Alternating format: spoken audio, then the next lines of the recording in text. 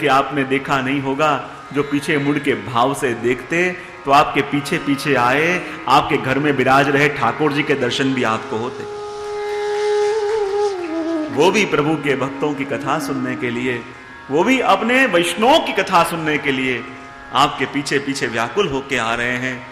किसी ने कहा आगे आगे न चलकर प्रभु उन भक्तों के पीछे पीछे क्यों चलते हैं कि जो भागवत की कथा श्रवण करने जा रहे हैं। ठाकुर जी पधार चुके हैं, देखो प्रमाण दे रहे हैं ठाकुर जी कि जब आप आए, आपके संग संग आपके घरार में विराज रहे ठाकुर जी भी पधारे, और घर में विराज रहे ठाकुर जी यहां पधार चुके हैं, मानो उसको प्रमाण दे रहे हो। तो ठाकुर जी भक्तों के पीछे पीछे क्यों चलते हैं? तो किसी भक्त ने भी कहा ना कि भक्त विरह कातर करुणामय डोलत पाछे पाछे। कहा ठाकुर जी विचार करने लगे, अरे ये तो मेरा वो भक्त है कि जिसके हृदय में मेरे भक्तों की कथा सुनने का भाव जागा है। ये तो मेरा वो वैष्णव है कि जिसने मेरे प्यारों की कथा सुनने का संकल्प किया है। मैं इसके आगे आगे नहीं चलूंगा, मैं तो इसके पीछे पीछे चलूंगा, ताकि ये आगे आगे चले, मैं इसके पीछे पीछे चलूं और उसकी चरण धूलि उड़ के मेरे माथे पे लगे और मैं धन्य हो जाऊं। ये विचार करके भक्त के पीछे पीछे भगवान चलते हैं, भगवती अर्थ करते हैं। और वास्तव में जब यहां पे आप आते हो, आपके ठाकुर जी भी संग संग आते हैं। ठाकुर जी विचार करें, अरे ये मेरा भक्त कि जिसके घर में मैं विराजता हूं, कथा श्रवण करने तो आ गया है, लेकिन मैं भी इसके संग कथा श्रवण करने आया हूं, लेकिन मैं कहां बैठ के कथा श्रवण करूं? तब ठाकुर जी ने आपके विचार किया, अरे मेरे भक्त के मन में आज मेरे प्यारों की कथा सुनने का संकल्प हुआ है, मेरे भक्त के मन में आज मेरे भक्तों की कथा सुनने का मनोज जागा है, तो आज मैं कथा सुनूंगा, पर बैठने के लिए आसन मुझे इस भक्त के हृदय से उत्तम और कौन सा मिलेगा। और यूं विचार करके कथा श्रवण करने आए वैष्णव के हृदय में विराजमान होके आपके ठाकुर जी इस कथा का श्रवण करते हैं। क्योंकि भागवत के श्रवण मात्र से, भागवत के चिंतन मात्र से भगवान हृदय में आके कैद हो जाते हैं। और इसलिए तो कह दिया कि जब भागवत का ऐसा प्रभाव देखा कि जिस प्रभाव से ज्ञान भक्ति वैराग्य तीनों युवा हो गए, प्रश्न आया कृपा करके बताओ कि ये भागवत की कथा, भागवत की वार्ता कौन कौन जीवों को पावन करती है। तभी कहा गया ऐसे कई अपराध हैं कि जिन अपराधों का प्रायश्चित शास्त्रों में बताया गया है, लेकिन कई अपराध ऐसे हैं कि जिसका कोई भी प्रायश्चित शास्त्र में नहीं बताया गया।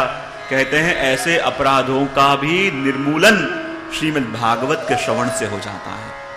लेकिन जानते थे सिर्फ कही हुई बात में कोई विश्वास नहीं करता। सत्य दृष्टांत देते हुए धुंधकारी गौकर्ण जी महाराज का प्रसंग सुनाते हैं, और प्रसंग सुनाते हुए कहते हैं कि देखो बहुत वर्षों पहले की ये बात है। वर्णन करते हुए कहते हैं, अत्र ते कीर्तयिष्याम इतिहासं पुरातनम् यस्य श्रवणमात्रेण पापहानि प्रजायते। अब मैं तुम्हें वो प्रसंग सुनाता हूं कि जिस प्रसंग को सुनने के बाद अपने देह से, अपनी वाणी से, अपने मन से हुए कोई भी अपराधों का निर्मूलन हो जाता है। और उसी का वर्णन करते हुए कहते हैं, तुंगभद्रा तटे पूर्वमभूत पत्तनमुत्तमम् यत्र वर्णाः स्वधर्मेण सत्य सत्कर्म तत्पराः। कहा भाव समय पहले की बात है, तुंगभद्रा नदी के तट पे एक नगर हुआ करता था, और उस नगर में आत्मदेव नाम का ब्राह्मण रहता। देखिए पूरी वार्ता को समझना हो, सबसे पहले देखिए कौन सी नदी है, बोले तुंगभद्रा नदी, और उस नदी के तट पे आया हुआ नगर। तुंग यानी अधिक, भद्रा यानी कल्याण करने वाला, ऐसा तट। उसमें रहता है आत्मदेव नाम का ब्राह्मण। जब भी प्रसंग सुनाता हूं उससे पहले मैं छोटी सी कहानी सुनाता हूं। यदि वो कहानी समझ में आ जाएगी, ये पूरा प्रसंग बिल्कुल स्पष्ट हो जाएगा। एक गांव में एक आत्माराम भाई नाम के आदमी रहते। मन में मनोरथ जागा कि मुझे कोई सत्कर्म करना है, कहां करूं? तो उस गांव में एक सुंदर धर्मशाला और सारी सुविधाएं बिल्कुल इसकी तरह, सारी सुविधाएं, सारी व्यवस्था। और जो 5 ट्रस्टी थे वो ट्रस्टी भी बहुत अनुकूल थे।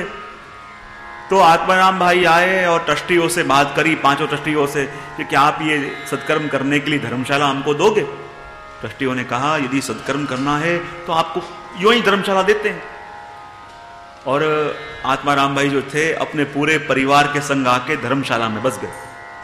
2 दिन हुए, 4 दिन हुए, 5 दिन हुए, 7 दिन हुए, सत्कर्म करने का नाम नहीं मानो सेटल्ड हो गए। सारी सुविधाएं थी, सारी व्यवस्था थी। ट्रस्टियों ने देखा ये सत्कर्म करने के लिए जगह दी है, लेकिन सत्कर्म करने का कुछ नाम तो ले नहीं रहा, इसको याद दिवाना पड़ेगा। 5 ट्रस्टी आए, कहने लगे अरे भैया ये सत्कर्म करने के लिए जगह दी है, सत्कर्म कब करेगा? बोले क्या करूं, थोड़ी सुविधा हो जाए, थोड़े साधन बटोर लूं, थोड़ी व्यवस्था हो जाए फिर करूंगा। अरे सत्कर्म करना था तो पहले साधन इकट्ठे कर लेता, फिर जगह बुक करता। बोले थोड़ी मोहलत और दे दो। 4 दिन हुए, 10 दिन हुए, 15 दिन हुए, 1 महीना हो गए। अब ट्रस्टियों को बड़ा गुस्सा आया, ये कोई सत्कर्म वत्कर्म करने वाला नहीं, इसको निकालो यहां से। 5 ट्रस्टी आए, कहने लगे अरे भैया हम जान गए तू कोई सत्कर्म करने वाला नहीं है, ऐसे कर धर्मशाला खाली कर दे। बोले वो अब करने वाला नहीं हुई, धर्मशाला मेरी हो गई, तुम्हें जो करना हो सो कर लो, ये जगह में खाली करने वाला नहीं। अब 5 ट्रस्टी को बड़ा गुस्सा आया, एक तो सत्कर्म करने के लिए जगह दी, ये उसका मालिक बन के बैठ गया। बोले खाली करो, बोले खाली करूंगा नहीं। कहते हैं केस गया कोर्ट के अंदर, सारे वकीलों ने कागजात दिखाए और जज ने ये न्याय दिया, प्रूव हो गया कि जगह है 5 ट्रस्टी की, आत्माराम भाई की जगह नहीं है। और पुलिस को आज्ञा दी कि जाओ और जाके आत्माराम भाई को धर्मशाला से बाहर निकालो। पुलिस आई, आत्माराम भाई को धर्मशाला छोड़नी नहीं थी, लेकिन पुलिस ने जब खींच खींच के बाहर निकाला, जब बाहर निकले और ऐसे दुखी हो गए, अरे मौका मिला था कुछ कर न सका, न रहा घर का न रहे घाट का। बस इतनी सी वार्ता है, कुछ समझ में आया? इतनी सी कहानी है, कुछ समझ में आई? ये आत्माराम भाई कौन है? हाँ, आत्माराम भाई कौन है? हमारे अंदर रहा आत्मा, यानी हम सब आत्माराम हैं। सत्कर्म करने की इच्छा हुई और धर्मशाला मिली। धर्मशाला कौन सी? ये शरीर। 5 ट्रस्टी है ना, पंच महाभूत, वो 5 ट्रस्टी वाली धर्मशाला अपन को निशुल्क में मिली।